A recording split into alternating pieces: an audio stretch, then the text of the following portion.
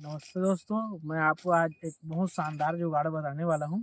यह आप खेत की चिड़िया, बंदर भगाने के लिए बहुत सुंदर ही और सस्ता सरल उपाय है।